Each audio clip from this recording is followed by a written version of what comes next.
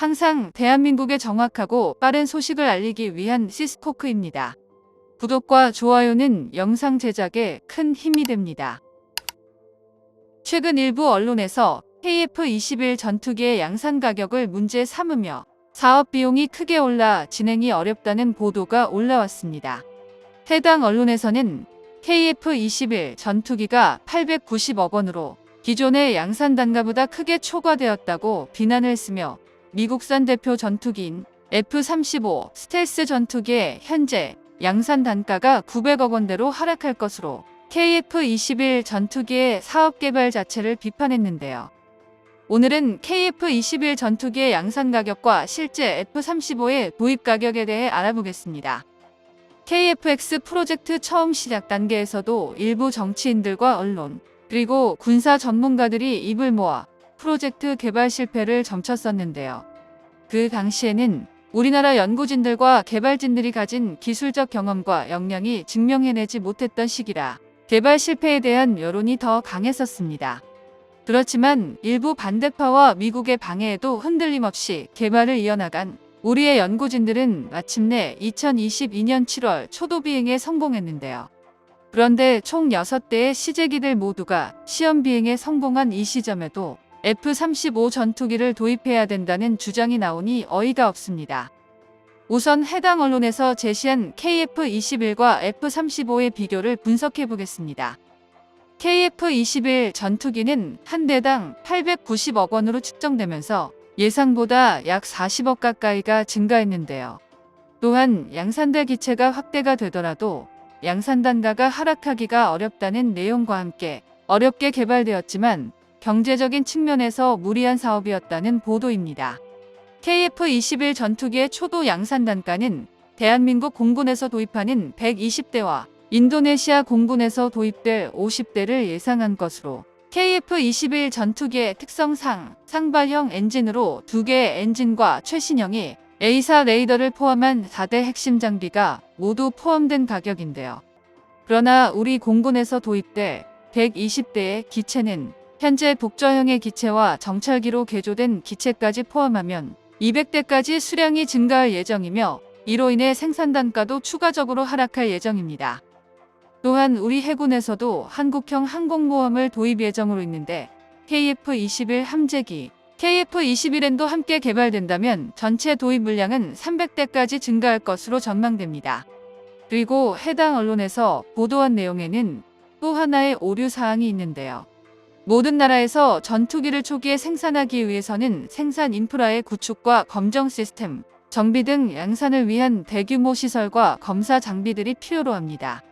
그렇기에 초기 양산형 기체들은 더 비쌀 수밖에 없는데요. 미국에서 자랑하는 F-35 스텔스 전투기 역시 초기 양산된 기체에서 한 대당 2천억 원으로 측정되어 미 공군에서 도입했으며 이후 생산 라인이 안정되면서 10년 전부터 도입되는 전투기의 생산 단가는 한 대당 1,500억 원이었던 것으로 알려지기도 했습니다. 그리고 F-35 전투기가 본격적으로 해외 수출이 시작되면서 실제로 금액이 많이 떨어지기도 했지만 한 대당 900억 원대라는 건 심각한 함정이 숨어 있는데요. 해당 가격은 미 공군이 원하는 가격일 뿐이며 설령 이 가격이 맞다고 하더라도 미국 내에서의 판매 금액입니다. 또한 이 가격에는 F-35에 들어가는 엔진과 프로그램 가격이 포함되지 않은 가격으로 만약 대한민국이 구매하게 된다면 여기에 2배에 가까운 금액이 될 텐데요.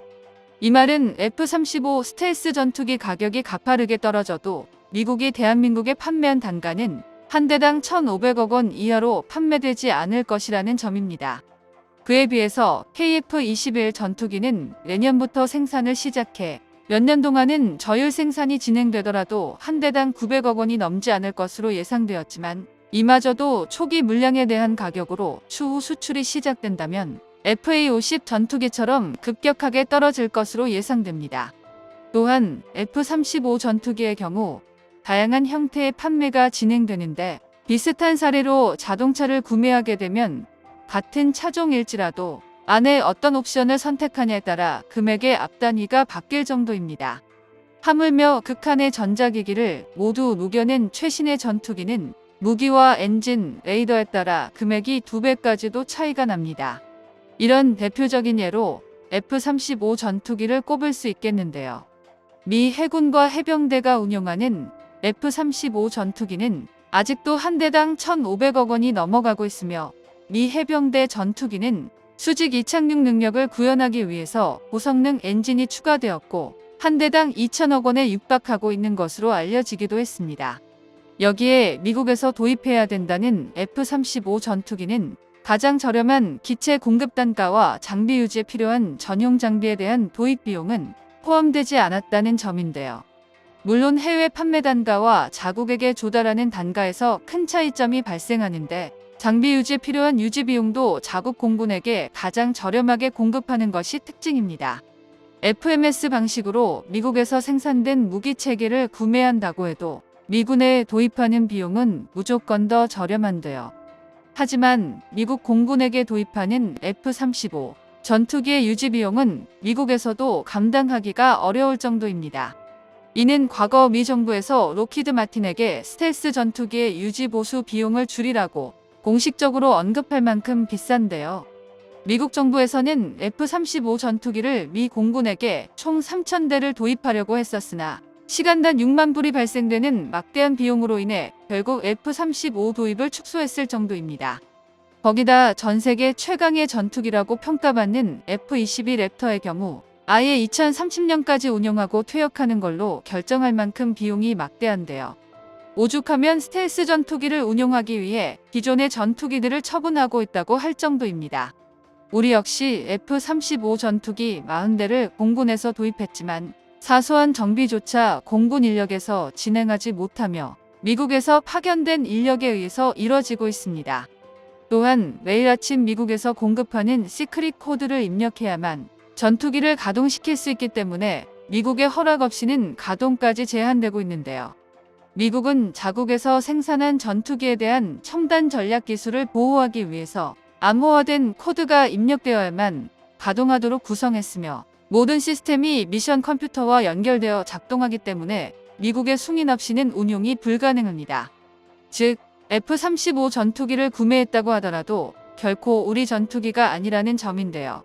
F-35 전투기의 단가는 떨어지더라도 유지 비용을 오히려 더 오르고 있기에 해외 군사 전문가들은 F-35의 생산 단가 하락분은 유지 비용으로 대신하고 있다고 할 정도입니다. KF-21 전투기가 국산 기체인 만큼 추후 성능 개량이나 다른 기종으로 업그레이드되는 기반 모델로도 활용될 예정으로 이런 점은 아무리 많은 금액을 지불하더라도 받을 수 없는 것인데요. 단순히 경제적인 관점에서 한국산 전투기의 개발보다 미국산 전투기를 도입하는 게 좋아 보일지라도 추후 유지 비용이나 전투기 시장을 독점해 기체 가격을 올린다면 독이 되어 돌아올 것입니다. 그렇기에 KF-21 전투기는 반드시 개발되어야 하며 금액 역시 미국산 F-35 전투기보다 훨씬 더 매력적으로 다가오기에 추후 수출 시장에서도 맹활약할 것으로 보입니다. 정보가 도움되셨다면 구독과 좋아요 부탁드립니다. 이상 시스코크입니다.